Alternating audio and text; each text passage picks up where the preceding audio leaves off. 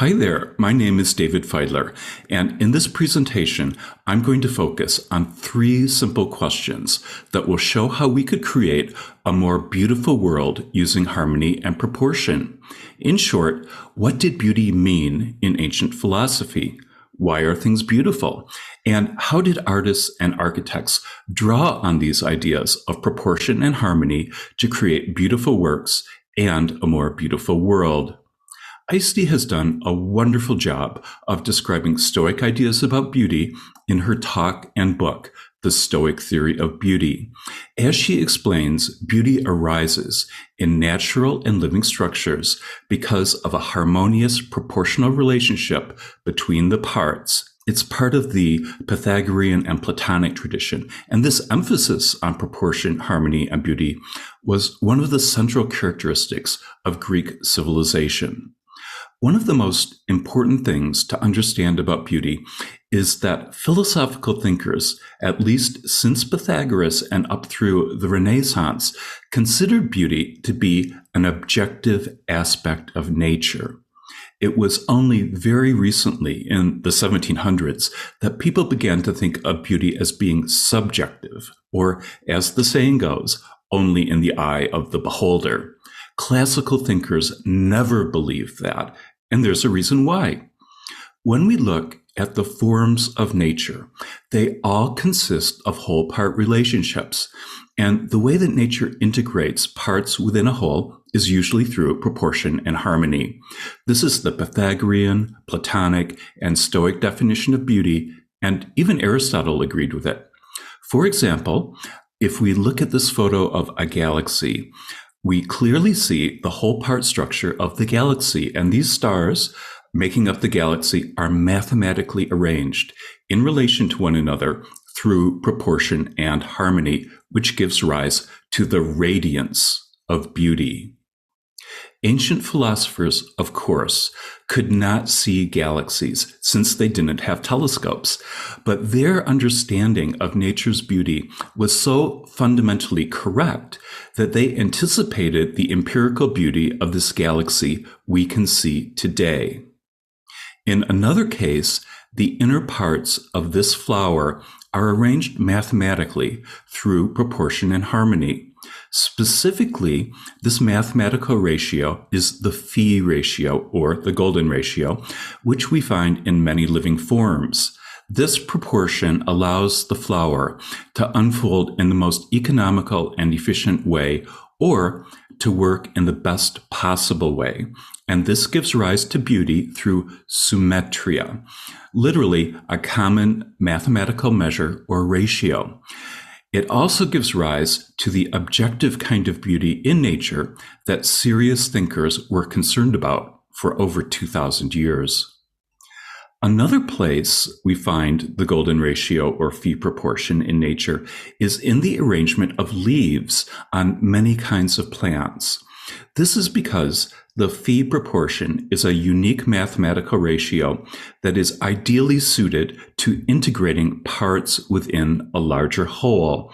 And in this structure of this plant, like many other plants, this ratio is being used by the plant to distribute its leaves in a kind of swirled pentagonal pattern for a very specific reason, because by using this ratio, it allows each leaf to receive the maximum amount of sunlight. So by using this ratio, the plant employs symmetria, a single mathematical proportion which allows each leaf to receive the maximum amount of sunlight, and it allows the plant as a whole to function very well, to function in the best possible way. Like these other examples, the human hand is a whole, but it's made up of parts. So while our hands operate as a unit, we have fingers, and our fingers are made up of phalanges or finger bones. But again, the proportions of the finger bones are not random. They are arranged according to the continuous geometrical proportion of the golden section or phi ratio.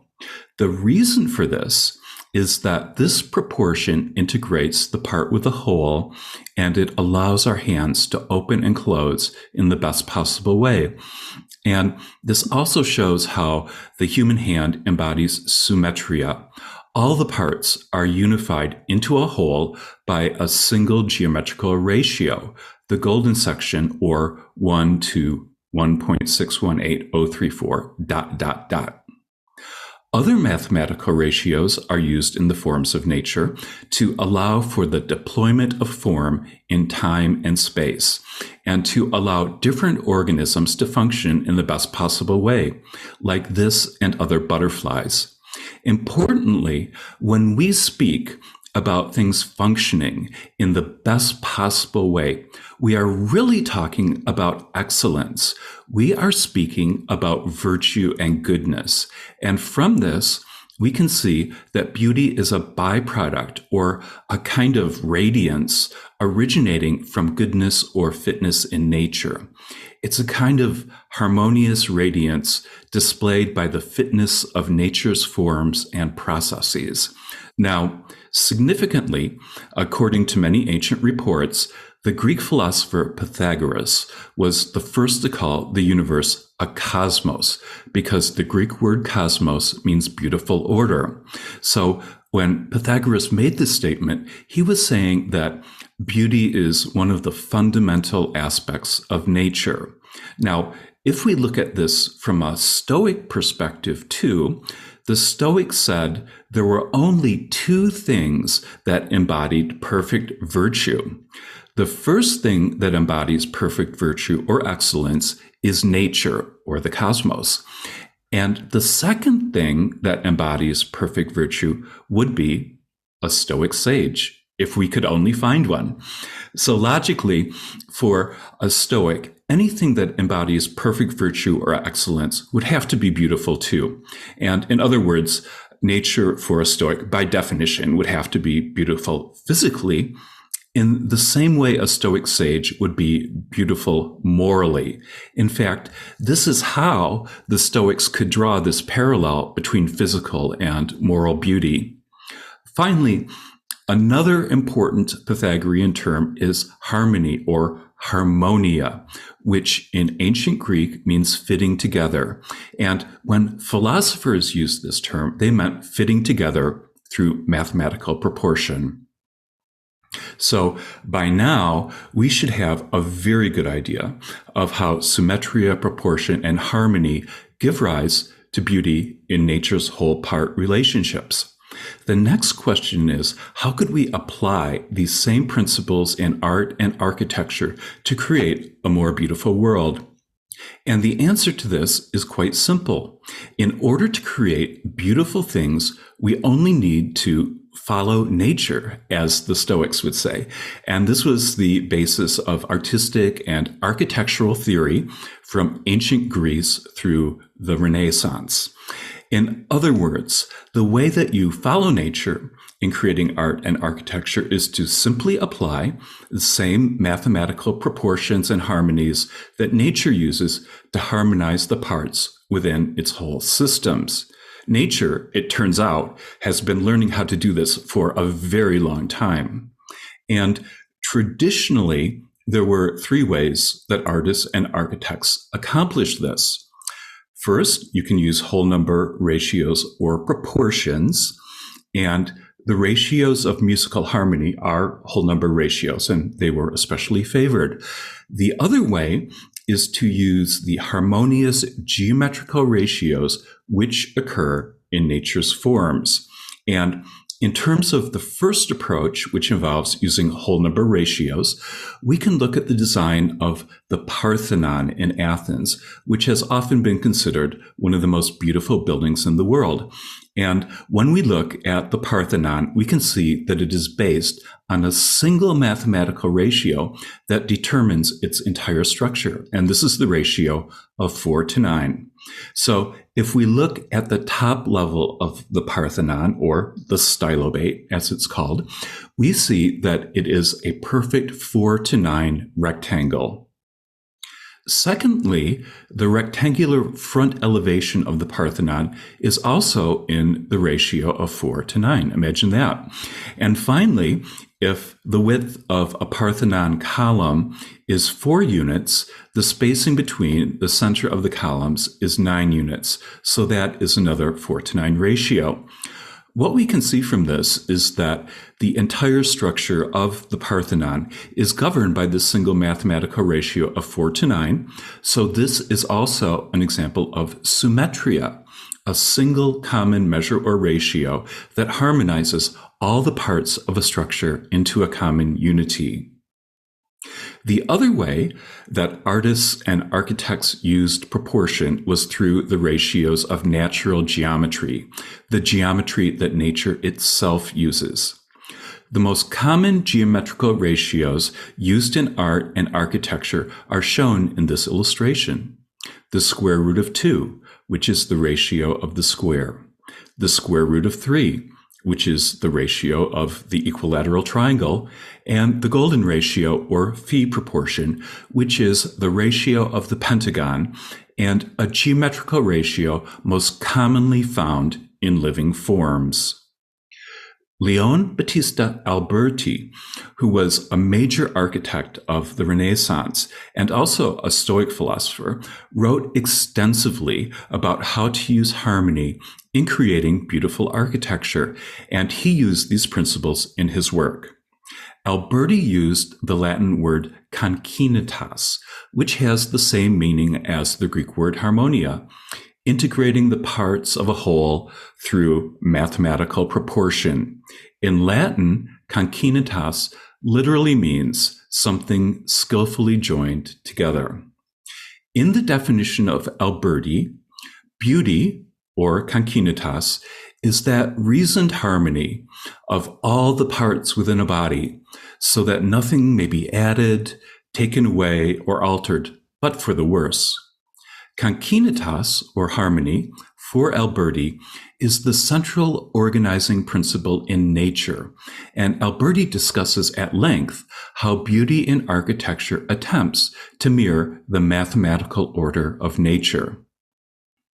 Now, there are many examples I could show of how these principles were actually applied in Renaissance art and architecture, which I will be showing in an upcoming 2-hour presentation in Italy just a few days from now. But unfortunately, I only have time to share one in-depth example today. And today, we'll look at one of the most famous buildings of the later Renaissance architect, Andrea Palladio, who synthesized the knowledge of all the earlier architects. Palladio designed dozens of villas below Venice and gave plans for them all in his famous book, 4 Books on Architecture. We'll now look at one of his most famous villas, commonly called Villa La Rotonda, which is based on the geometry of both a circle and a square facing in 4 directions. This is a photo of the villa at night, which is so incredibly beautiful. And this is a close-up photo of the villa during the daytime. And this is a photo of the columns of the villa near one of the entrances. And whenever I see this image, I think of just sitting there and drinking some coffee in the morning and having philosophical conversations with my friends. This is the original published plan of Palladio's villa, which I had traced into Adobe Illustrator with 100% accuracy. And this is the exact copy of the original ground plan that I had made. Now, if we look at the geometry behind this, we can see that the ground plan is based on a series of interlocking squares, and these squares relate to one another through root 2, or the square root of 2, which is the mathematical ratio that defines the entire structure. Then we can look at the elevation of the villa. And if we analyze that too, we can see that it is based on exactly the same geometry and the same mathematical ratio, but arranged vertically rather than horizontally. This defines the composition of the entire building and even the placement of the statues, which is just amazing. We'll now trace out exactly how the geometry and the proportions are based on the square root of 2. So starting with this small square, you can see this circular arc leading down from its corner. And what this means is that this next square is larger than the smaller square exactly by the square root of 2. This next square also is larger than the previous one by the square root of 2 exactly. And the same is true for the last and final squares. So all of these squares are larger than the previous ones by the square root of 2 in continuous geometrical proportion. In addition, the scale of the ground plan and the vertical elevation are perfectly linked. All the measurements, both horizontal and vertical, are exactly the same. In the end, every aspect of the entire building, both horizontally and vertically, is in perfect harmony and perfect symmetria, because every part is unified by a common measure or ratio, the square root of 2. In reality, every part of the building is unified with every other part in the same way that parts of organisms make up a living whole. So the building's design makes up a perfect unified whole, just like the world or the cosmos we live in. In the end, I hope this short talk has summarized how we discover harmony and proportion in nature. It's discovered, it's not invented, and how these same harmonies and proportions can be applied to create architecture and artwork, which some people even do today. And that's because this knowledge was never really lost, or it was never entirely lost. It's still there if you look for it. It was just ignored in the name of utilitarianism, modernism, and reductionism, usually by people who didn't know any better. Unfortunately, the result of this is that we went from having a relatable, human-centered architecture like this building on the top to this utterly dehumanizing form of modernist architecture shown below. From a philosophical perspective, we know the universe is a cosmos, a beautiful order. And if we follow nature, like the Stoics suggest, we would want to live in a beautiful world also. And this is why architecture, of all the arts, is the most important in terms of the direct impact it has on our lives every day. Because if we try to mentally tune out something as ugly and dehumanizing as these so-called modernist buildings, they will unavoidably have a negative impact on our lives and on our psychological state. In the end, it's like Seneca said, the people you surround yourself with will have a major impact on the development of your character, either for good or for bad. Likewise, if we create an ugly world separated from the beauty of nature, we will, by definition, be living in an unnatural environment, a dehumanizing environment that goes against the harmony and beautiful order of the cosmos that we as human beings are truly meant to occupy. Fortunately, there is hope for a more beautiful world, assuming that we want to live in one. So this, in part, is an issue involving will and desire. We have to want it to happen. And, for example, there are projects taking place right now to transform areas with ugly, unharmonious architecture and to enhance them with more beautiful buildings which deeply impact and nurture the human spirit and our well-being. One source that inspires hope in this direction is the New Traditional Architecture group on Facebook, which regularly publishes before and after photos showing new, more beautiful building projects. So while things can get worse, they can also get better. And the key to producing beautiful architecture in the end is knowledge. And these are just a few examples of some building projects that can give us hope for a more beautiful world. This, for example, is a building project from Paris where some virtuous architect has created a more beautiful neighborhood. And this example is from Budapest, showing the restoration of a shopping mall. And finally, This is another example from France showing the creation of a very livable and beautiful neighborhood.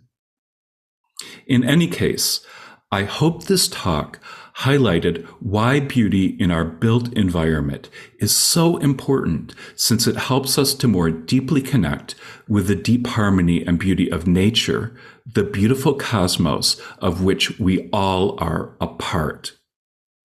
And finally, if you'd like to read more about this, please read my article on Living Ideas Journal, the Living Ideas Journal website, How Beauty Can Save the World, and join the Living Ideas Journal mailing list to learn about future articles. Thank you very much.